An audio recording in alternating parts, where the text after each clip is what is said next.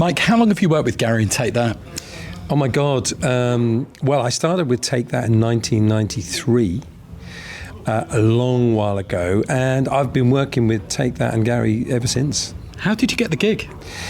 I was luckily in a studio one time working with a keyboard player who'd been working with Take That, and he was looking for some people to take over their band. At that time, they were just sort of starting out, and he asked me if I wanted to do it, and I said, well, yeah. I mean, at that time, it didn't mean anything to me, but and then he asked me for some other musicians, and I was doing live. I got some guys together before we knew it. I remember when we first did it, we got together and they just started taking off, literally. And we were rehearsing in Wales because there was a big fan problem just developing. And the very first day that we worked with them was the day that Pray went to number one. I always remember that. So how was being in Take That in the 90s? Insane, crazy, proper. It was like the Beatles going to America kind of thing. Wherever you went, there were hordes of girls surrounding hotel rooms, and it was all everything that we'd seen, and we suddenly were in the middle of this mad thing because it was out of control, sort of crazy in those days. I guess right from the start, you were a fan of Gary's writing.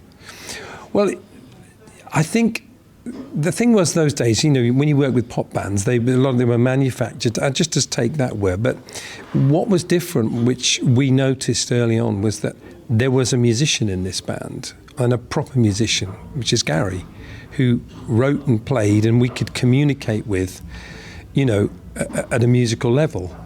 And I often think that's what made such a difference for them, not just a songwriter, but a musician who could communicate with other musicians. Because obviously, he'd spent 10 years before that working the clubs and stuff, but he was a proper musician. And how does your relationship as musical director work with Gary? Well, obviously, Gary knows exactly what he wants. I mean, it's really a communication thing of me taking, how he visualizes. I mean, with the Take That, it's all of them. It's not just Gary, but how they visualize a show and then making a reality of that musically, getting involved with, the kind of musicians we want in the band, how we're going to make that fit with the show, because there's a big show element to a Take That show. And so it's really communication. But I mean, again, in the early days, Gary would very often we would do medleys. And again, the great thing with Gary was he could sit down at home, play and sing a medley how he wanted it to be, and just send me, in those days, a cassette or whatever, and then I could turn that into music with a band. So, when do you think you first made a personal impact on the music that Take That were making? Oh, wow. Well, I don't know if, I wouldn't say I personally made an impact on the music they were making, because they made their own music. But I like to think that, my involvement in their live shows and interpreting that music was a big thing for them. They obviously didn't know how to do a live show in those days in the way that they would now. So, and then making musicians, getting the right musicians, making the technical side of it work. That side of it, I think, was something that I brought in those early days and still do now. We're still, the shows might be massive, but it still involves the same work ethic, if you like. How do you explain Gary's success as a songwriter, one of the most successful songwriters in the UK of all time? I mean, he's just a great songwriter. I don't think there's a formula. I think he's just a great songwriter. I think if you would ask Gary what he was, he would say, I'm a songwriter.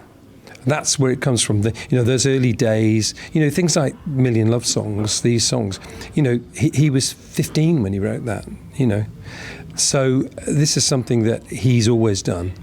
And I think, he's just a great songwriter.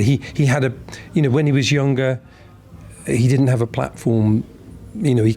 As I said, there are lots of great songwriters, but if you don't have a place where your music can be heard and no one ever hears you, you'll never be a great songwriter.